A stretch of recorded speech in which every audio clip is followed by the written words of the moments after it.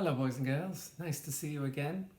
Today I'm going to read you a story about a whale, but not just an ordinary whale, a baby whale. Here's the story. It's called The Smallest Whale, and it's written by Elisabeth Beresford, and the pictures are by Susan Field. And here you can see the baby whale saying hello to a little boy on the back of a fishing boat, but he looks quite concerned. Let's find out why inside. The smallest whale. There's a little sailing boat, a toy. One sunny day, a family of whales were swimming along in the deep blue sea. Right at the end came the smallest whale. He wasn't supposed to be at the end. He should have been in the middle near his mother. But he kept turning to left and right and diving down deep. Look, here he is.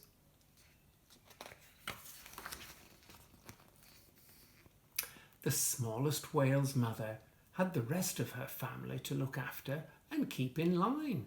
She did this by singing to them on a very high note. The sound went up and down, wee wah, she went, which means follow me. But soon the smallest whale had fallen so far behind the other whales that he was now closer to a fishing boat than he was to his mother.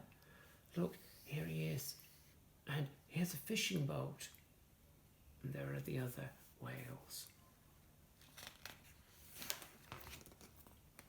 Wee wah, heard the smallest whale, and he turned and began to follow the fishing boat. It was much the same size as his mother, and it was making very nearly the same calling cry. The boat came chugging into the harbour, and the smallest whale went with it. Josh, there he is, he leaned over the back of the boat. Dad, Dad, he shouted, there's an enormous whale following us. Watch out, shouted his father, it's going to overturn us. He turned the boat, and the smallest whale, who did look enormous to Josh, went swimming past. The smallest whale was going so fast he couldn't stop himself, and the next moment he had swum right onto a pebble beach. Scrunch! Oh dear. The poor little whale didn't know what had happened. He just lay there with his sides heaving. He was very, very frightened. There was no familiar call from his mother, and there was no comforting water all around him. Look, just a little bit of water around his tail. Come on, Dad, said Josh. We've got to help him. We'd only hurt him if we tried to move him, said his father. But he'll dry out and die if we leave him till the next high tide. Then we'll have to keep him wet, said Josh. Perhaps the fire brigade could help, said his father. I'll go and tell them, said Josh, and I'll get all my friends. Then he leant close to the smallest whale. Don't worry, we'll help you. The smallest whale could just hear Josh's voice, and his sides heaved even more as he tried to make a sound himself, but no sound came out. There was nothing he could do but lie there and flip his tail in the water as the sea rippled away from him.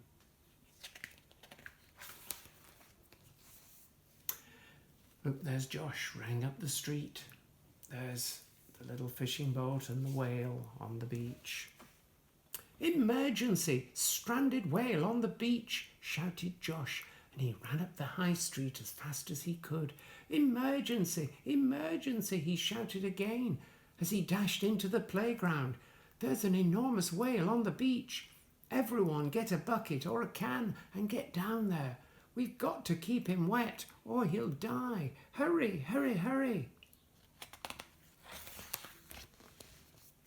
Meanwhile, back on the beach, the smallest whale was gasping and making little clicking noises for his mother.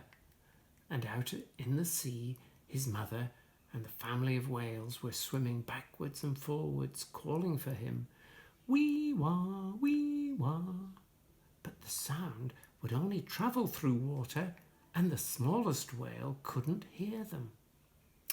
The smallest whale didn't hear the fire engine arrive with all the crew, nor did he hear Josh close behind, running up with all his friends and all the people in the village. Here they all are.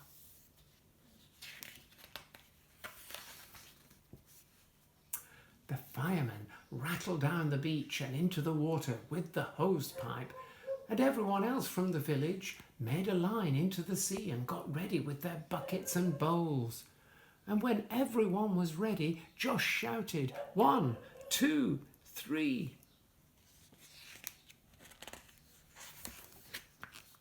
Whoosh! The smallest whale felt a wonderful splash of cold water on his body. And then another and another.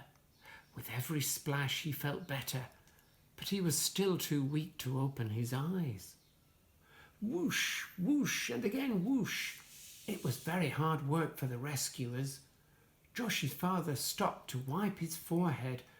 I don't know whether he's going to last until the tide comes in again, he said. He's not going to dry out, shouted Josh. He's not. We're going to save the whale.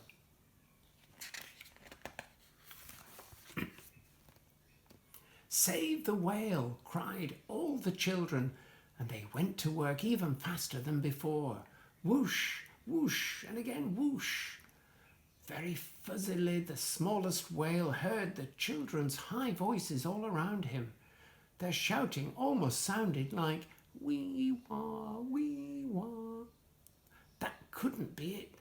It couldn't be his mother. And as a little ripple of water touched his tail, the smallest whale flicked it feebly.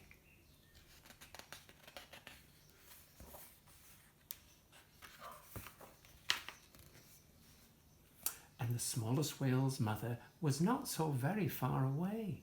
Wee-wah, wee-wah, she sang with all the other whales as they swam backwards and forwards outside the harbour wall.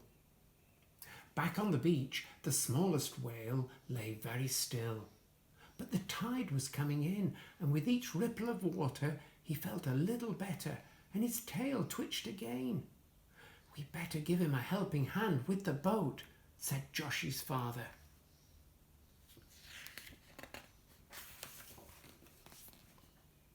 Wee-wah, wee-wah. The engine started up, and slowly Josh's father turned the boat round and back towards the beach. Josh and the children went on pouring water onto the whale's shiny black back. Whoosh, whoosh, and again whoosh. The tide was coming in faster now. The fireman began to wind a thick rope around the smallest whale, and a big wave rolled in. Whoosh! This time it was the smallest whale whooshing as the sea rocked him. Josh's father quickly fastened the rope to the boat and then lifted Josh on board.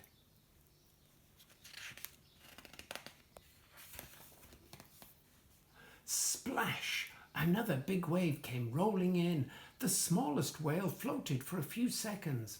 He felt wonderful. His own weight had been crushing his body. Then the next big wave came rolling in, and it lifted the smallest whale clean off the pebbles. 1, 2, 3, called Josh's father, and everyone on the beach pushed with all their strength as the engine of the fishing boat sputtered and whirred. Suddenly, the smallest whale was on the move. Everyone on the beach cheered and jumped up and down.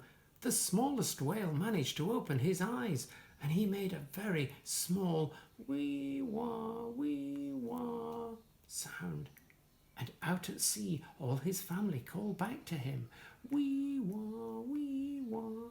Yes, that was the sound he really knew. not the wheezing old sound of the fishing boat engine. Suddenly he put his head down under the waves and dived as hard as he could.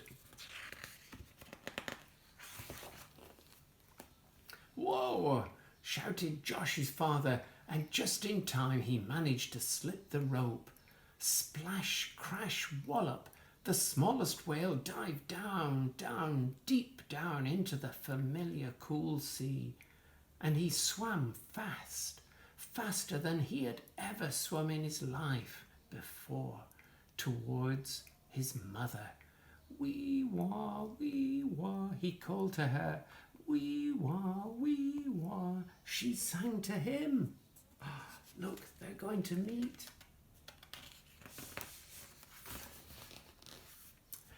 Back on the beach, the villagers watched the smallest whale, far out to sea now, flick his tail and join the rest of his family. And if Josh and his friends and the people of the village had listened very carefully, they might just have heard the smallest whale singing to them, "Thank you for saving my life. Wee wah, wee wah." And look, you can see Mummy and the smallest whale, the baby whale. There's the back cover, and there's the front and back cover together. The Smallest Whale, a super story about rescuing a baby whale. I hope you liked it. See you soon. Bye-bye.